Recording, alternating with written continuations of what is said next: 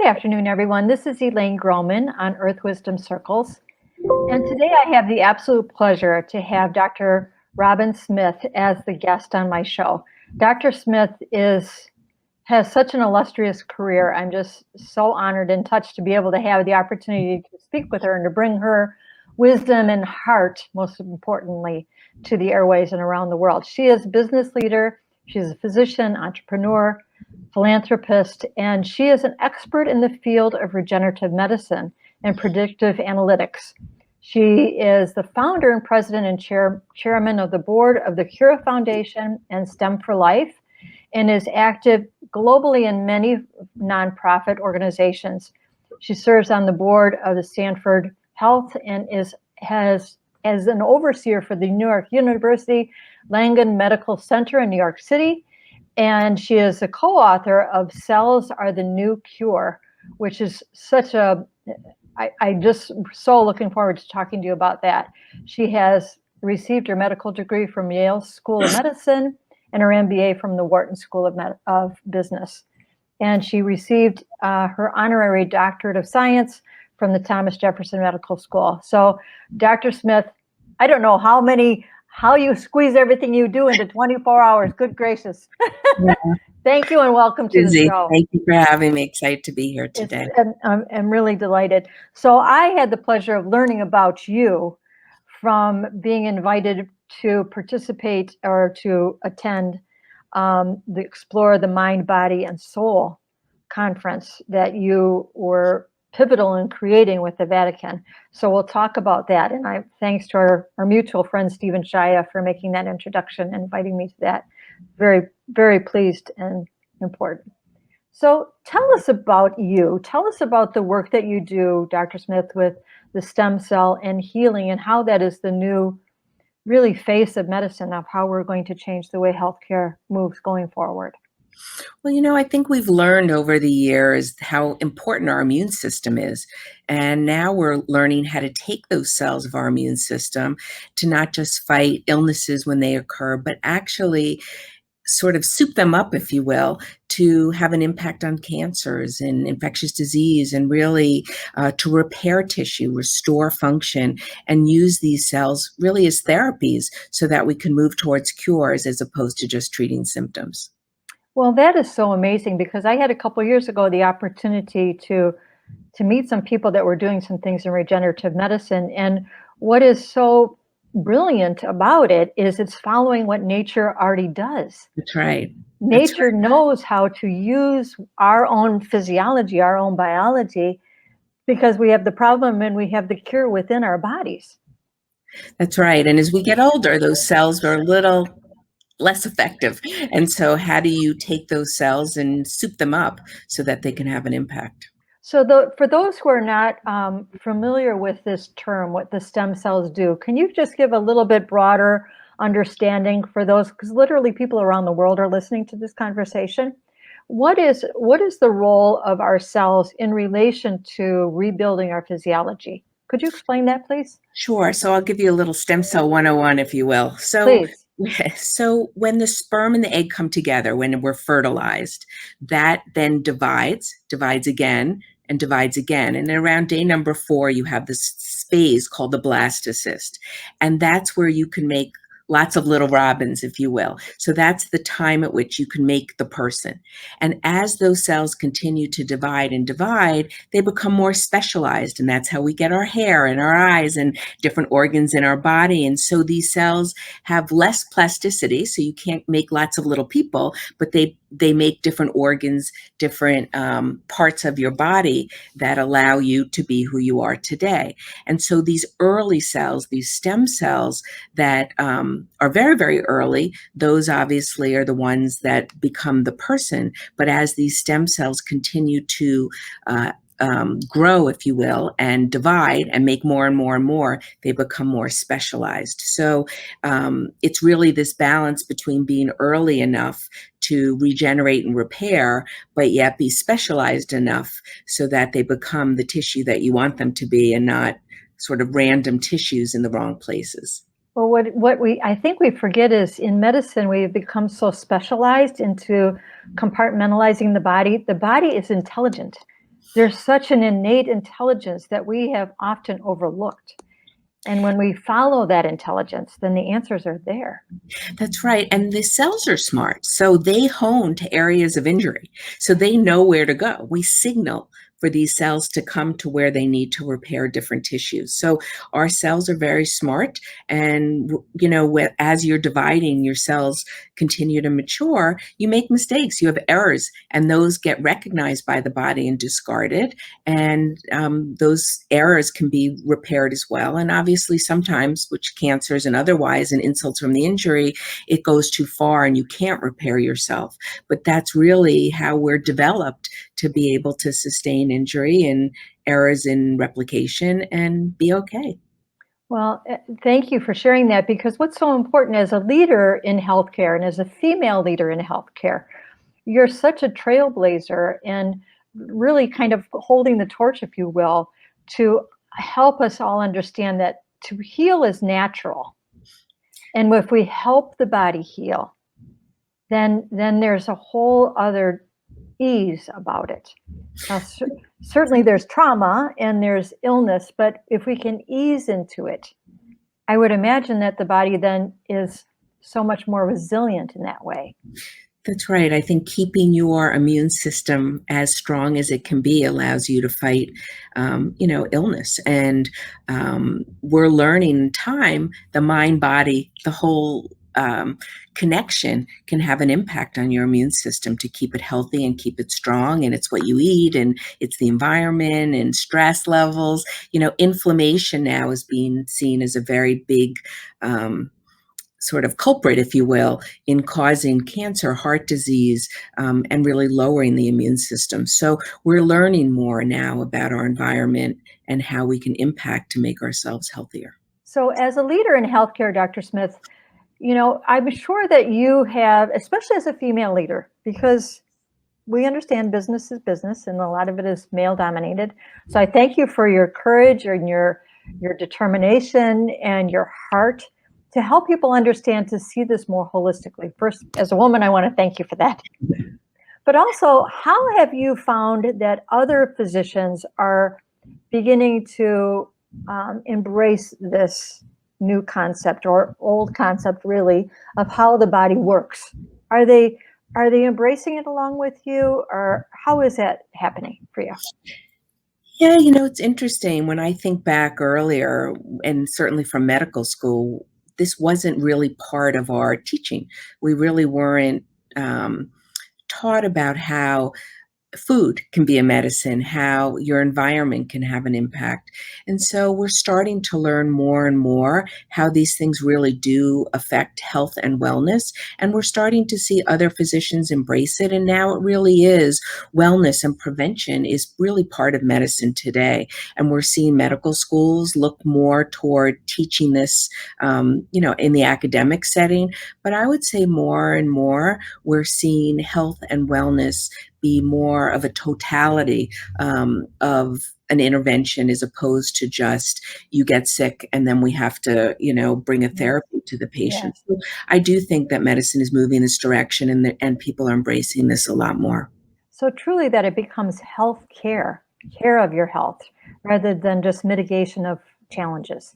Absolutely. And I think now we're starting to see even more and more that it's not that easy. Part of it is knowledge. You have to teach people, but part of it is behavior, and it's hard to change behavior.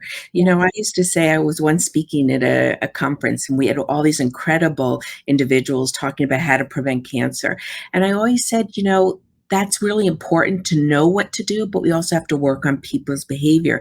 I mean, when I was growing up, my mom always said, eat, you'll feel better. So it was a way that I dealt with stress. And so, that's always a part of it too, is how to actually not just know what you should be doing, but how do you change that in your lifestyle? It's not that Right. easy. That's true. And because as we see that so many people, they have belief systems that guide their thinking, they Right. have their personal experiences, they may or may not have had good guidance in their life, they may or may not have good, healthy social structures. So I think if we look at people more lovingly and help them to understand they deserve health, it's their right. to be healthy, rather than it's a privilege to be healthy. It's their right. So then we have to change how we think about ourselves as individuals collectively. That's absolutely true. I think it's both in their access to care, but Yes. they're also wanting to be an advocate for themselves and be a stakeholder in their own health. And it's definitely a shift and getting people to see that. And we're always seeing, as you talked a little bit, and I'm sure we'll get to this, the conference, but one of the things we learned, which really is incredible, is there is a biological impact in empathy and compassion and giving toward yourself. So as you always think, I'll do it for someone else, but it actually shows that it impacts you to be more empathetic, more caring, more giving. And they've actually done studies, neurological studies, to show the impact on health. So it really is a lot more than just, going to the doctor for your yearly physical. There's a lot more to it in how you live and how you interact with others. That has an impact on your personal health as well as theirs. Well, and this brings me beautifully to, how did you become so involved with the Vatican? And how did those big doors open? It's a really interesting story, and many people look at me and say, how does a Jewish girl from New York, how did this happen? How did you become important in this sort of initiative and teaching?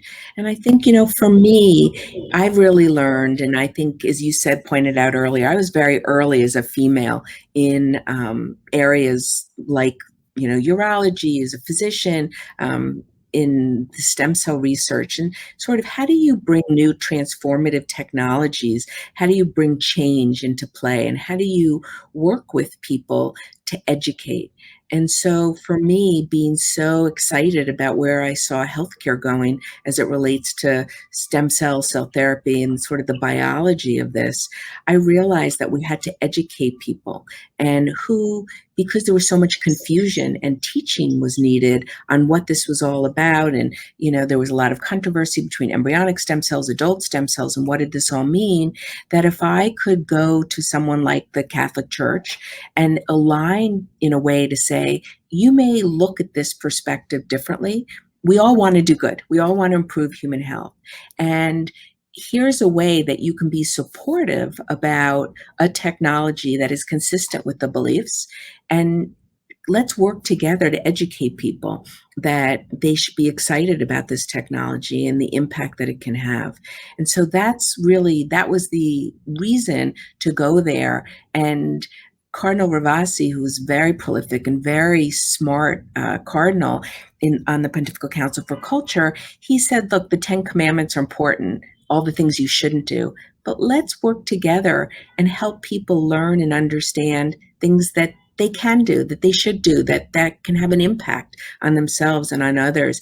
And that really began this partnership where we took people, maybe different religions, different socioeconomic backgrounds, different lifestyles, and really bring them together, putting differences aside and seeing how we can align, find commonality, and have an impact. Well, that was what was so, I was very touched by the diversity of the individuals that spoke. And that, because in being raised Catholic myself, although I'm not a practicing Catholic, I have to honestly say, it was interesting to see that, there used to be such a taboo, if I can use that term, about stem cells and all of those things that the church was vehemently against. So it's interesting how that you were able to forge a new conversation about that.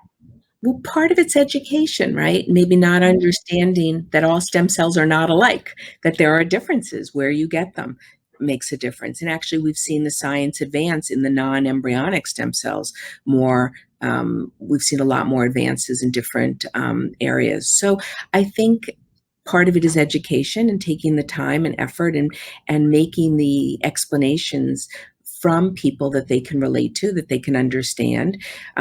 Pope Benedict was extremely supportive about what we were doing. We had a conference. They learned certainly a lot at the Vatican, and it's important because when you're ill, many people do go to their clergy. That's where they go for comfort, and so it's important for clergy to be able to understand and be able to speak with their parishioners on ways, instead of just saying no, this is negative, right? To really understand what this is about. And so, Benedict said this was an amazing conference. Do more. How do we get to more people? So we wrote our first book called The Healing Cell.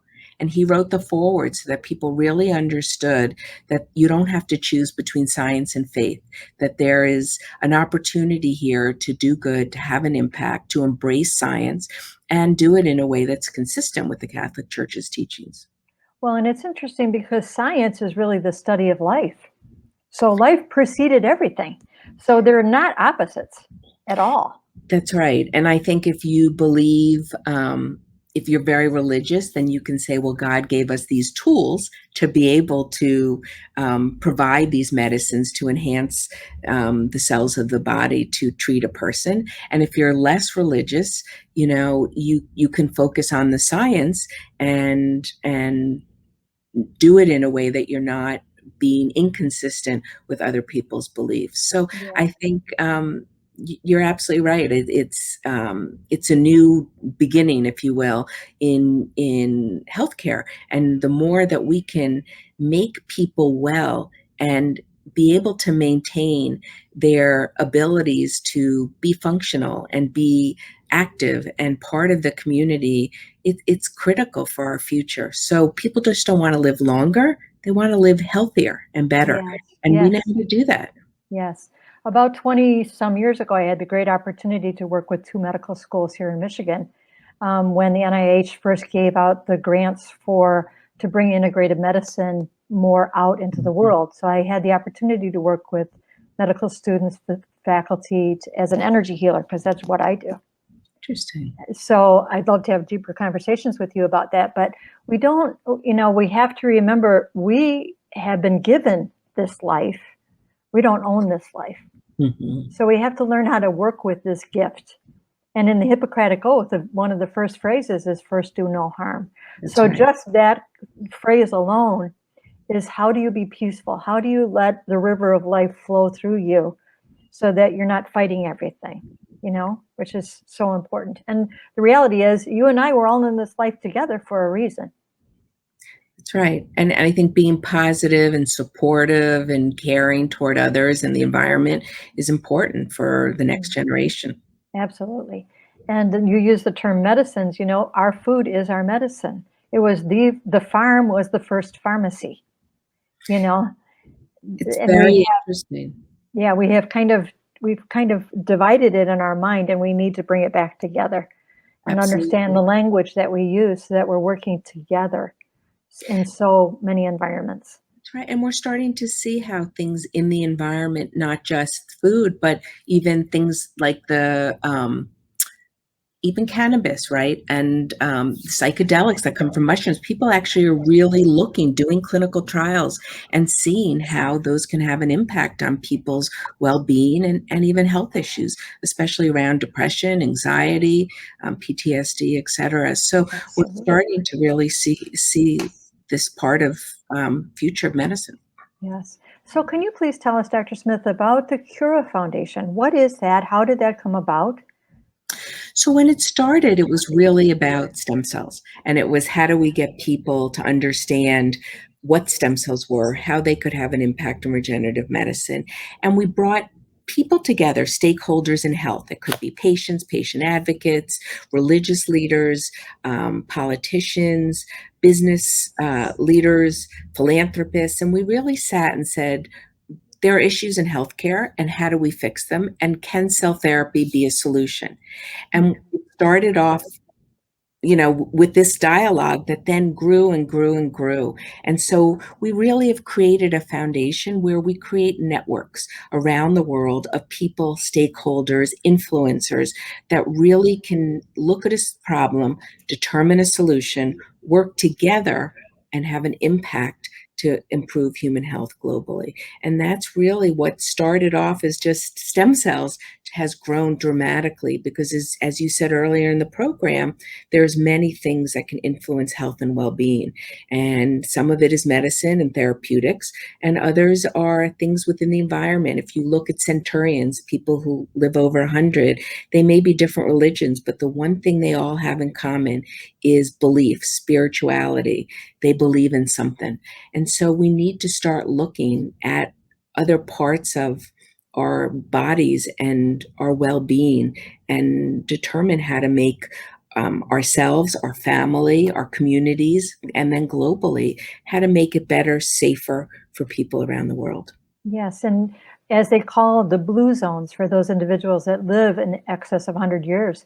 In fact, a woman that I know was her grandfather was one of those individuals in Sardinia.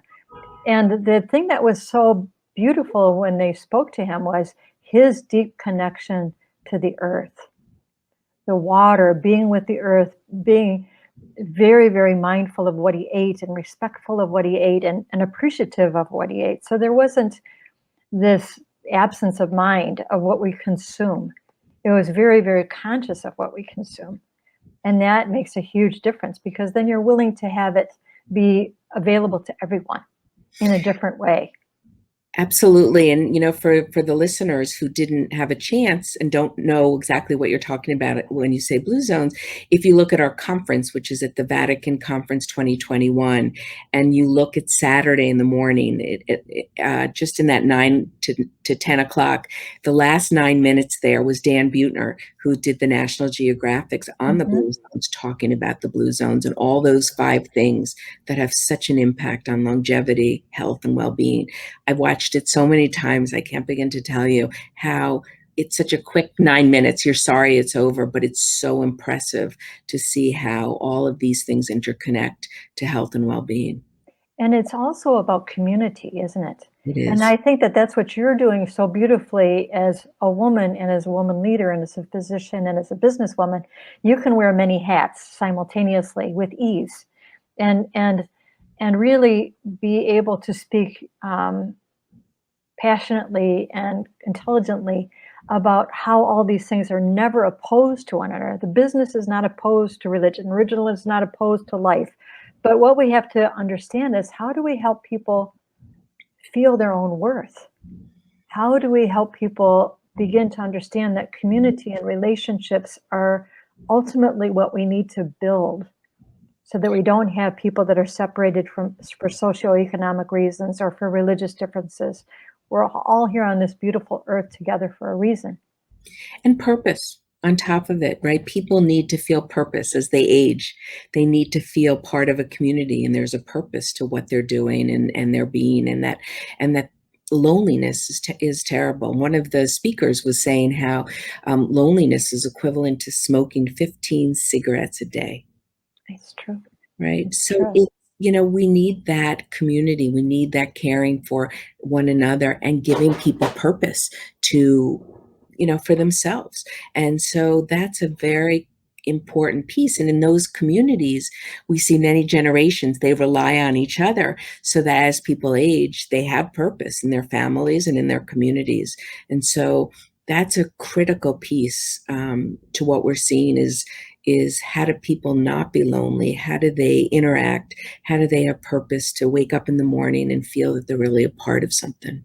Yes, because I think I have this conversation so often with individuals that I speak with, and they think that a purpose is such a lofty idea Mm-hmm. that they have to be known for something, and it's just about love. How do you let someone know that they mean something to you That's and you right. mean something to them? That's the purpose. It's to be love in action. That's what it Absolutely. is. Love in action. Absolutely. Right. It's not some daunting task. So Yes. it's a very That's good okay. point. So, Yes. Robin, so since this global conference, how are you seeing people knitting together? How are you seeing people opening their minds and being willing to say, well, and sometimes their pocketbooks, because the reality is you need funding to do the things You do. that need to happen. So, can you tell us a little bit of what has happened post this fifth conference. It was, by the way, it was called the Fifth International Vatican Conference, Exploring the Mind, Body, and Soul. Yes, it was in May. It's a really good point. I think, one of the things Stephen has taught me is about catalytic capital.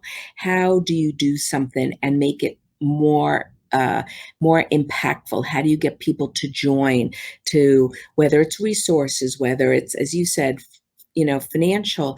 It's how do you get people working together to accelerate and fuel the initiative. And that's really what we see. I mean, it was so interesting to talk about sort of vaccines and how we're really getting through this crisis and how to get vaccines to people around the world. It's one thing whether you choose to take a vaccine, but you should have the availability to have it. And then how do you educate people with either peers or people they respect in the community where they feel safe that they can ask questions to and where they are able to understand, the value of being vaccinated. So we're starting to see, I've gotten a lot of calls to connect people. How do we get the resources there? How do we ensure, that as quickly as possible, we can get over this hump and get people around the world, vaccinated? What does that mean for those who can't get vaccinated for whatever reason? They have access to it, but say they've had a organ transplant or something that chemotherapy in a way that their immune system maybe can't get revved up for the vaccine to elicit immunity towards this. What can be done? What studies can be done to show how you can impact those individuals so that they can be protected against COVID or any of its variants? So we see people getting together, understanding expertise in the room, and how do you work together to make it accessible and affordable to all. And you had mentioned the name Stephen, so you're talking about Stephen Shaya, our Yeah. mutual friend. That's how I know about you, whose family foundation, the CAD Holdings, is really helping to bring a lot of things together. But I think to your point of what you were just making, Dr. Smith, is that, we have to look at what is the base of our immune system, and that's good nutrition. We have to make sure that people have good nutrition so that their body can start to begin to have the minerals, the water, all of the building blocks that are needed to have a healthy immune system. Because if you just give them somebody a vaccine but they have no food, you're like adding rocks to a falling landslide. Absolutely. That's such a good point. And it's not just your body, but it's your mind. Yes. And people say, well, how is that possible? But people show that the diet can really have an impact to clarity, to memory, to energy. And so you're right. It's really important that you have proper nutrition. There was a lot in our conference about, you are what you eat, but also about plant-based diets and how that can have an impact. And we're seeing more and more the importance of that sustenance, if you will, and the time of day can make a difference as to when you eat and how you eat. So, it's really impressive. And many times it takes, unfortunately, something terrible, a cancer or something to happen to you, a heart attack, to make a change.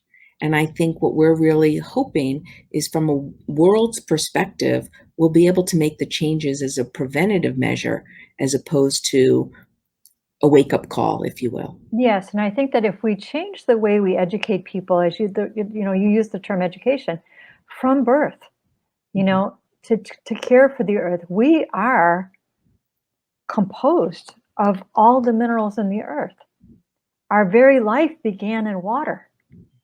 That we have distanced ourselves from the natural world, forgetting we are life in action. Mm-hmm. We are a part of it. We're not just inhabitants here. This is our one and only home.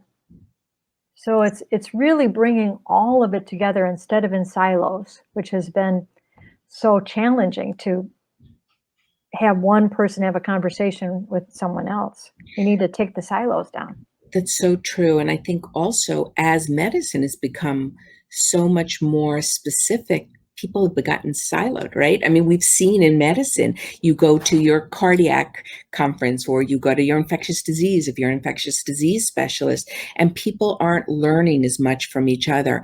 And the value of that we've seen now more than ever with immuno-oncology, using the immune system to treat cancer. And those were the immunologists getting together with the oncologists. And how do you do this? And what's changed medicine? I mean, there's so many. I wrote a Wall Street Journal op-ed, and some people have said, well, what did you mean when you said it's an exciting time to have cancer? But there's so many more options today than there has been in the future. It's never a good time to get cancer. You never want that. But if you do, you want to be in a time where if one thing doesn't work, you can get another treatment. You can try another. And there's hope for, your future. And then, of course, as technology continues to improve, there'll be more and more for the future. But melanoma was a death sentence. And now, people in the 90s is percent of people, do well and have positive outcomes. So we really are seeing medicine changing very, very dramatically. Yes, and I think that we have to recognize that we all came here in the same way, that we are all spirit. And in order to live, it requires a body. We can only live because we have a body. And our emotions are that part of us that we have so little understanding of what they mean. Our emotions are information. And we have been so guided by not understanding our emotions, and that they're signals. Is this good for me? Is this not good for me? So that we learn how to use this beautiful thing that we have that's called a mind. And our mind is not simply our intellect, it is our choices. And how do we do that? So we become this very powerful being that we're meant to be, and it's really beautiful. And I think that we neglect to see how our thinking immediately affects our physiology. So I often share with people, imagine right now you're biting into a cold, juicy lemon, and immediately your mouth salivates. Our thoughts are so immediately responded to by our physiology. So when we think about just something simple like that, where others are angry or they're tired or they're poor, or all of these things that just run through their mind, we have to start at the beginning. Yeah, it's absolutely true. And I think your experiences guide you, right? That experience of that lemon might be very different for you as for someone else, right? I mean, it's what you experience and what goes around that experience that can have a lot of impact on who you are and how you develop and where you go. So it's interesting. And, one of the things we focused a little bit about is what makes you human. And so the choice, the fact that you have ethics and, moral choices, that isn't something that a non-human is necessarily able to do. They have choices, but they don't make it with the moral compass. And they have instincts. They have instincts. That's right. Or survival. That's right. And you can learn and teach them. And obviously, we've seen incredible things from Jane Goodall with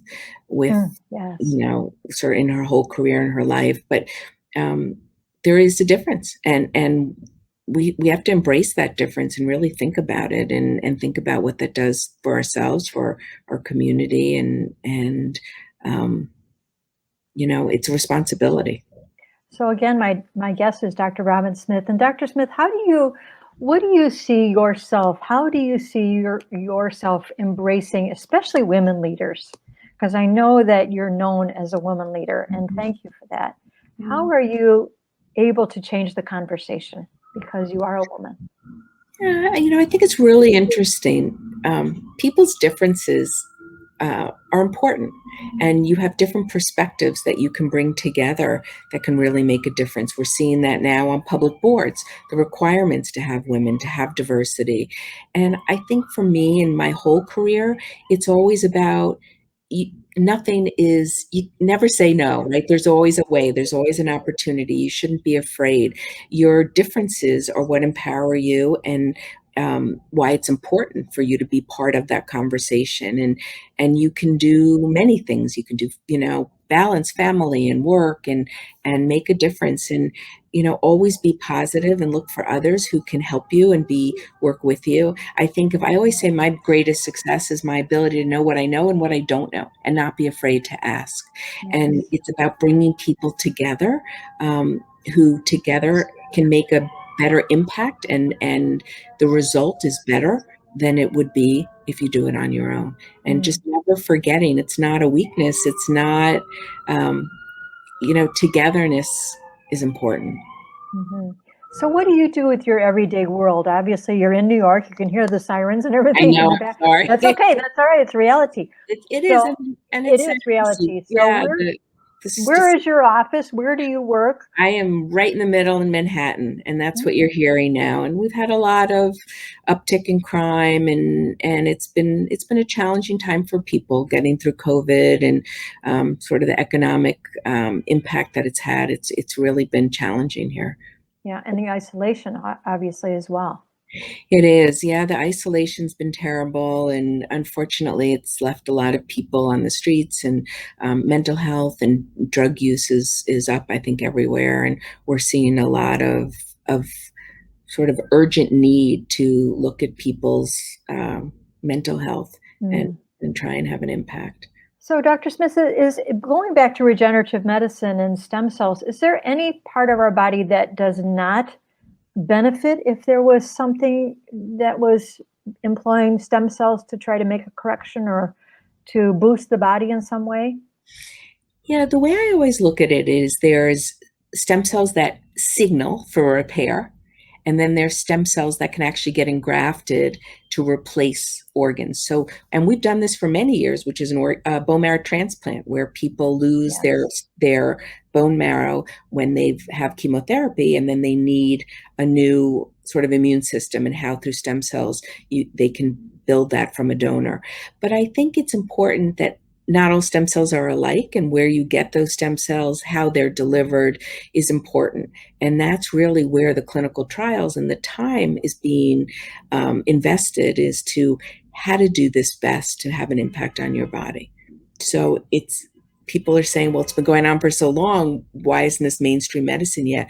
And it's becoming more and more. We're seeing exciting results in clinical trials. And I really do believe we've seen the most progress, I think, in immuno-oncology is using people's immune system to treat cancer. And we'll see more and more in the regenerative medicine, I think, over the next 3 to 5 years. Yeah, because every part of our body has, every cell is so specific at what it does. We have a different cell for our skin versus our eye versus our hair versus our liver. So, if it seems to me, and please correct me because I'm not a physician, but it seems as the body has the intelligence to create a body as it's growing. We're not the same body we are when we were 5-year-old little girls. Right. But we are the same being within this body. So there's an intelligence that knows how to create in every part of ourselves.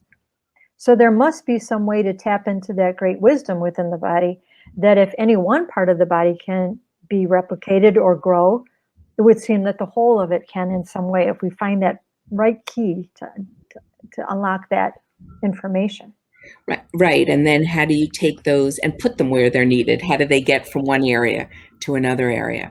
There's also one company on the board of is Cellularity, where they're using stem cells from the afterbirth, from the placenta. And they're taking those cells, because when you think about it, mommy and baby, blood goes back and forth, and they don't reject each other for the most part. So what about those cells are so special that allows that to happen? So they're looking at using those immune cells from the placenta for regenerative medicine, for cancer therapies, and they're starting to develop those. So the question is, does it always have to be your own stem cells, or can it be stem cells of others? There's one lab where they actually take stem cells from a person's body and they co-locate them, meaning they put them in culture next to younger cells. And those younger cells tell the older cells they need to do something to become younger. Interesting. And they actually change. And they've done some early work where they have put cells back into people and seen that their immunity improves and their numbers look better. So these are early in trials, but there is a lot of research now looking to say, how do you make the cells that you have sort of better, supercells, younger, better, safer? How do you maybe take cells from another place like a placenta or donor? And, there are many ways now that we're looking at this to use these cells. Maybe you're born with a rare genetic disease and your DNA isn't proper. How do you take those cells, fix the DNA, maybe through CRISPR and some of that technology, put them back in, and treat a person with a rare genetic disorder, and then they're fine. Well, I have to tell you, I was in tears watching that thing about CRISPR on the 3-day conference, because I have one of our own precious brothers died of Duchenne muscular dystrophy. And they discovered that it was not a genetic predisposition. There was some kind of anomaly that our mother was exposed to when my brother was in utero. So there is absolutely no other family member who is a carrier. So there's, these anomalies that happen. And so, but what I was thinking of as you were just speaking is, our woman's breast milk is this magical elixir, this beautiful magical elixir that is all that is required for a baby's body to grow. There's things that are already present that I think that we forget about. How do we study what is this lactation? What is in this milk? What is in the colostrum that gives the baby the mother's immunity? How do we help to keep that flowing, literally flowing? And then, of course, you wonder about this. In the Native American wisdom, they speak about every human is born into the first ocean, which is the amniotic fluid. And so what is in that amniotic fluid that maybe we're forgetting to look at? Because this is the cosmos within the space that a human body is forming. There's something significant there. And they're looking at that as well, looking at different sort of entities that surround cells from the amnion to see if you can repair and restore with those cells as well. So you're absolutely right. There's a wealth of tissue and cells and information. And you've got to figure out what we can use. And we're starting to do that now. That's wonderful. So what are you doing right now? What is your big project that I know there's probably a million of them, but what are you doing to care for yourself while you're doing all of these things? Yeah, every time we have a conference, I learn something, right? And I think now one of the things from this conference is really to think about the food that you eat, how that affects the body. Take a minute to just stop and breathe and recognize how important that inflammation is to our bodies. And really just continue the work to bring people together to enhance sort of the well-being of people around the world. And, I sit on some boards and I've started a company called Therapeutics. And, I really am very focused on bringing people together, watching them get together and make things happen, have an impact. But also, to your point, is to stop for a minute on yourself, because it can be a rat race. It's doing for everyone else and everything else first, and really stopping for yourself and your own health, because you can't help others unless you help yourself. That's right. So tell us about the Spirit of Therapeutics. What is that place? So that's another stem cell company where we realized early on through some work with Dr. Marilyn Glassberg that these cells can have an impact on the pulmonary function. IPF, which is a terrible progressive disorder that destroys the lungs. People need transplants, and then eventually will die. And how do you use those, not the cells, but the information around it, these exosomes, if you will, to really be able to give them back to patients in a way that can impact improving the disease area, the tissue that's damaged, in a way that you can have an impact on their pulmonary function. So we've seen more and more people are looking at these exosomes. So it's not the cells, but it's what's around those cells, those signals, if you will. They're that really send messages for repair, and how do you give those back to patients. And so obviously this is early, it's in clinical trials, and we have to follow the guidelines of the FDA, but the hope is that we'll be able to use all of this areas of the body to treat people who are sick and have illness, and even for COVID, who will have some long-term effects from the virus. Yes. So as you're involved with medical schools, right? You're still Mhm. involved with medical I schools. am. Again, having had the opportunity to work with people in medicine, is how do you help them change the way that their medical curriculum is so that they literally understand that compassion is essential? Because people come into an institution typically because they're in pain or there's something terrible that has happened, whether it's a trauma or, and you're right in the midst of all of that. But how do you understand the compassion to let them be themselves so that they can calm down enough that their body will be able to work? So how do you bring that back in? Because this was very absent, as we know, in many medical institutions in terms of the curriculum. Yeah, we're seeing a lot of changes in curriculum. For example, many programs are going down to 3 years instead of four because in hospital is almost, I don't say less important. Obviously, when you're sick, you need to be in the hospital, but so much more emphasis is being put on the outpatient and the clinic, and they're teaching things like well-being and health. Obviously, having solutions so that can make a difference.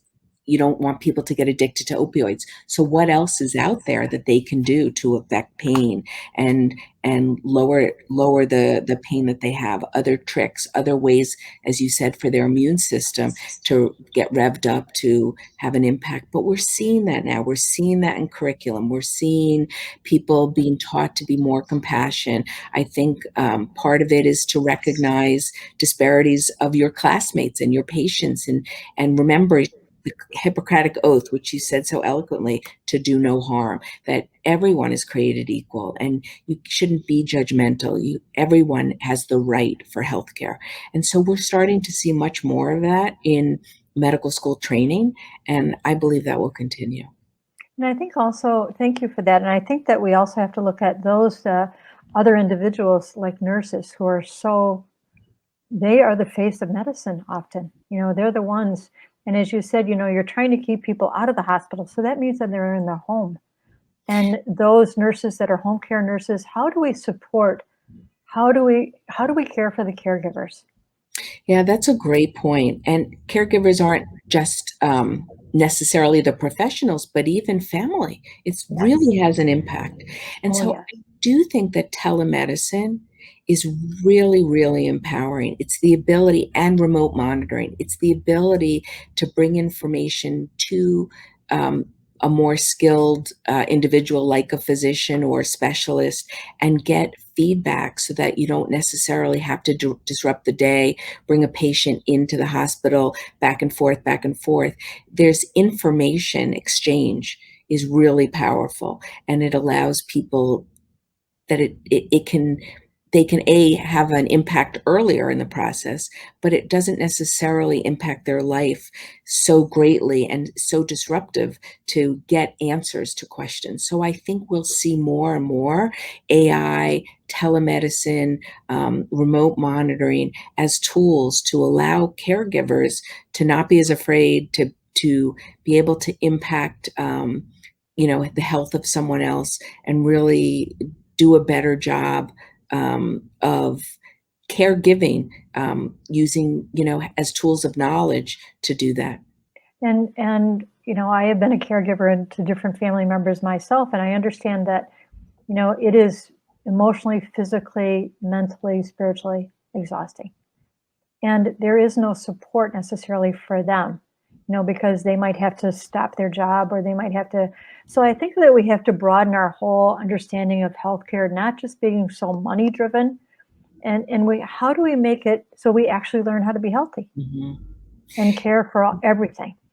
We're starting to see that payers now are looking at really the root cause. Sometimes it may just be buying a refrigerator so someone can keep the insulin in it, right? They're Yes. they're more responsive to the whole environment that can be impacting someone's health, and be more willing to support those areas, not just a medicine, if you will. So we're seeing more and more the ability for intervention at a more holistic level, and even funding caregivers. They're actually paying caregivers now. It's reimbursable. So that's interesting. That That is interesting. that's a newer concept that is very, very interesting, and I think we'll see more and more of that.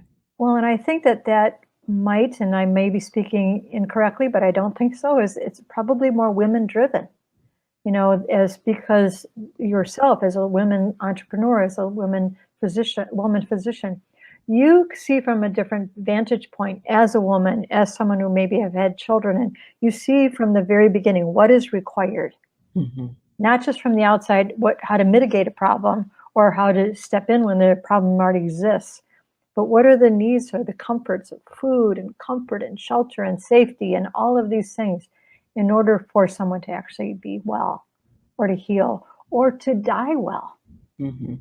you Yes, and know? that's interesting as well. Many people want to be at home, right? That's where Mhm. home hospice has come from, and I think that's really been very empowering for people to die at home and with family, and have the medication so they don't have to suffer as much. And we've seen a big shift in that area, and so I think these are all very, very important issues Yeah. that you've brought Almost up. 25 years ago, which brought me into becoming an energy healer, was an experience with hospice. And then I became a hospice employee and started to study energy medicine simultaneously. So it was as though, well, this is the problem and this is what it looks like. This is the reality of what is this thing that is keeping us alive? What is this beautiful journey we're on? That death is a part of life. It is not a failure. It's a part of life. And how do you let that be a beautiful death? Because you can have a beautiful death. Right. You And know, many times it's harder for those around you than the person who's actually absolutely. dying. So it's Because painful. that's typically because there's unresolved issues. Could be. Often that is the big challenge.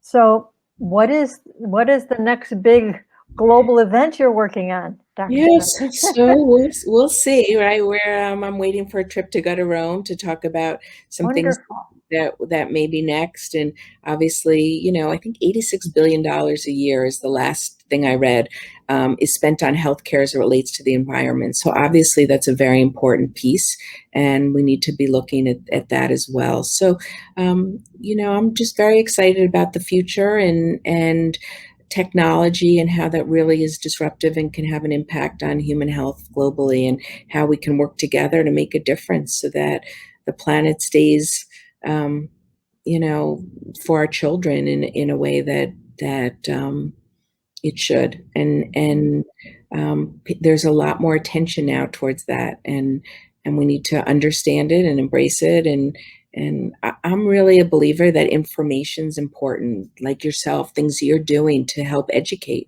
It's critical. People are looking for information, and it's confusing out there. There's between the Mhm. internet and all the information, it's hard to sift through it and really understand what's important, what can have an impact, what you should be doing for your family, yourself, and the environment, and your community.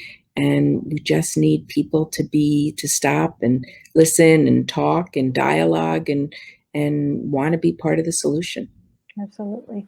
So are you writing any other books or are you I'm thinking about it. Yeah, I'm thinking about maybe one more. So we'll Oh, I see. think that We'll would be see. wonderful. Yeah, I think that would be maybe wonderful. we can come back and share with you what's next when we um, Please, when please. we Now, put you all this. mentioned that people can go and look at the Vatican conference. Could you please give that link once Yes. again so that people So could it's the Vatican Conference 2021.com, and you'll see it right there. And all the sessions are listed, all the videos. You can come and go as you please, watch the content. You could share it with friends. What's nice about, it was sad in some ways not to be together. We always enjoy the few days of dialogue and communication. But the good news is these are very short bites. They're anywhere from 5 minutes to 30 minutes, and people can really be a part of the conversation and get educated. I thought it was extraordinary few days, a It lot was. of information, and And if you incredible. happen to miss something, you can go back and listen to it again, which is Exactly, really wonderful. exactly. And so important that we have that open conversation, because no matter what our beliefs are, and a belief, we have to be careful about our beliefs, because a belief can narrow your focus a great deal. But we have to understand that we all really are here for the same reason. We want Mhm. to live, we want to be happy, we want to be healthy, we want to have families, we want to feel safe, we want to contribute. And how do we let us all work together in that way without hitting anyone against one another? Mhm. Absolutely. And even patient stories, people like to share. People don't want to feel alone. So having communities, certainly the internet is allowing for that. You don't need to be alone. You can reach out, and people are out there. So I think we're seeing more and more communication, and I think it's going to be a bright future. I think so too. And I really have enjoyed, I listened to your audiobook, because sometimes I just don't have time to read it all. But The Cells of the New Cure is a really wonderful book, and it's available on Amazon. Is it available elsewhere? It is in Kindle, and it was in Barnes and Noble, and it's we really try and go through different body parts and how the cells, the clinical trials are advancing to make a difference. That you can see how different cells are having an impact on everything from knee pain to cancer to autoimmune disorders, and it is the future of medicine. So to your point, the healthier you can be, the more you can keep your body fighting for those insults that come your way, the better off you'll be. And Dr. Smith, is there any way that people can get in touch with you? And do you have a preferred way? Do you have a website that they could look at? Absolutely. So it's Dr. Robin L. Smith. L is the middle initial. People can email me. I'm happy to receive emails at robin@robinlsmith.com, or rsmith at thecurafoundation.com. So always happy to hear from anyone, and dialogue and answer any questions. We're here for you. Well, thank you so much for taking the time today from your very, very busy schedule. I know how busy you are, and it's really an honor to talk with you. And Thank thank you. you from the bottom of my heart for what you're doing for our world with such courage and wisdom and integrity. It's very important. Thank you. This is Elaine Grohman on Earth Wisdom Circles on Empower Radio. You too can make a difference. Your life matters. Go out and make a difference. Thank you.